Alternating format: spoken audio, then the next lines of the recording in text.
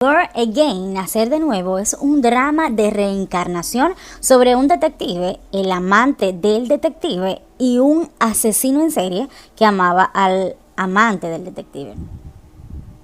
Sus vidas terminaron hace 32 años, pero sus destinos se enredan nuevamente cuando reencarnan en nuevas vidas. En los 80s, Gong Ji-chul se niega a compartir el destino de su padre puramente malvado. En la actualidad, Chung Jong-boon es un estudiante de medicina. En los 80, Cha Hyun-bin es un detective que ama a una sola persona. En la actualidad, Kim Jong-hyuk es un fiscal que solo cree en la evidencia del ADN. En los 80, Jung Ha-eun sufre de miocardiopatía dilatada y es propietaria de la librería Old Future. En la actualidad, Jung Za-bin es instructora de arqueología. Ella tiene una fuerte necesidad de descubrir todos los secretos e historias detrás de los restos sin nombre.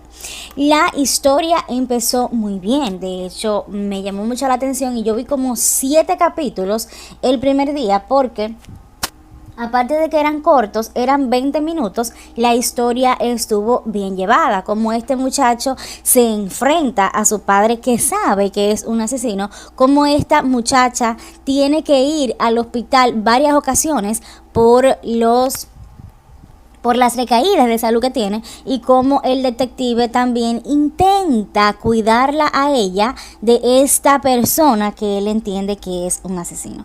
Pero resulta que los escritores cambiaron en el capítulo 11 y ahí empezó la serie en decadencia.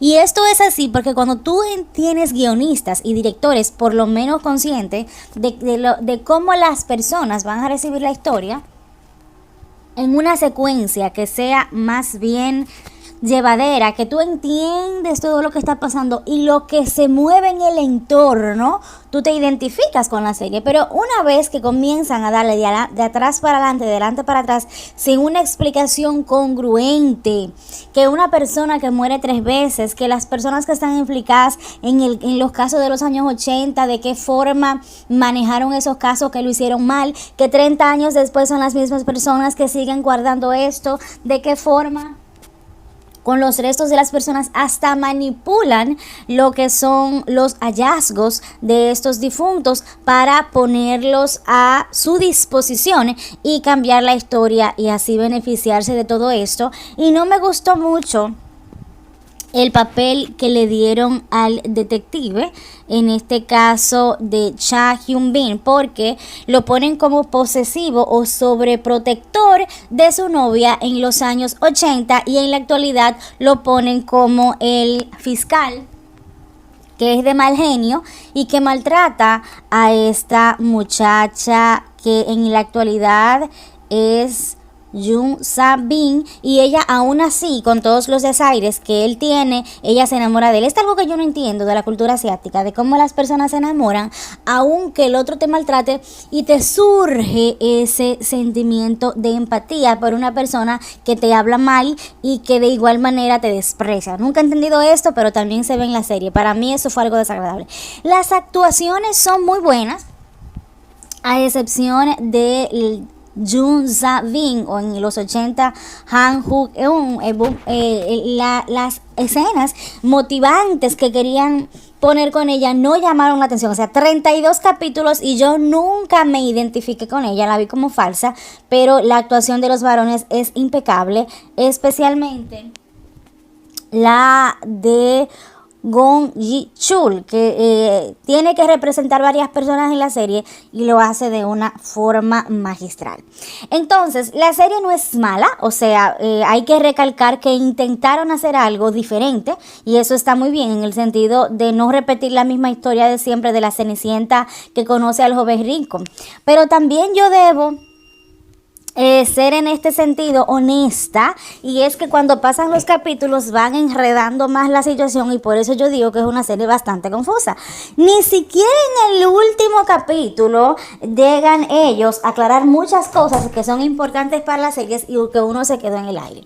Y eso decepciona un poco, porque cuando son dramas de 16 capítulos, bueno, el tiempo no lo pediste porque no fue mucho, pero cuando se va al doble, que son 32 capítulos, y te mezclan una cosa con la otra, y al final tú te quedas con un sabor amargo de que, oye, cuánto tiempo invertí, y realmente es un poco desesperante.